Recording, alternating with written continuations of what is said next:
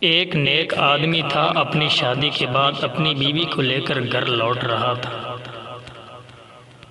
راستے میں اسے سمندر عبور کرنا تھا۔ آدمی نے ایک کشتی کا انتظام کیا۔ وہ دونوں سمندر عبور کرنے لگے۔ کشتی بیچ سمندر پہنچی ہی تھی کہ سمندر میں طوفان آ گیا۔ اس صورتحال میں بیوی کا خوف سے برا حال ہو گیا، لیکن آدمی ایسے اطمینان سے بیٹھا رہا جیسے کچھ غیر معمولی نہیں ہو رہا۔ یہ دیکھ کر بیوی کو حیرت ہوئی، وہ غصے سے چلا اٹھی، آپ کو نظر نہیں آ رہا طوفان کشتی کو ڈبونے لگا ہے، ہماری موت سر پر ہے، آپ اطمینان سے بیٹھے ہیں۔ یہ سنتے ہی خامد نے اپنی تلوار میان سے نکالی، بیوی کی شاہ پر رکھ دی۔ بیوی ہنس پڑی اور بولی، یہ کیسا مذاق ہے؟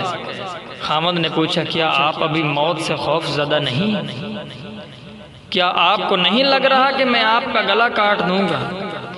یہ سن کر بیوی بولی، مجھے آپ پر اور آپ کی محبت پر اعتماد ہے۔ مجھے پتا ہے آپ مجھ سے بے انتہا محبت کرتے ہیں اور یہ تلوار آپ کے ہاتھ میں ہے، لیکن آپ کے ہاتھوں مجھے کوئی نقصان نہیں ہو سکتا۔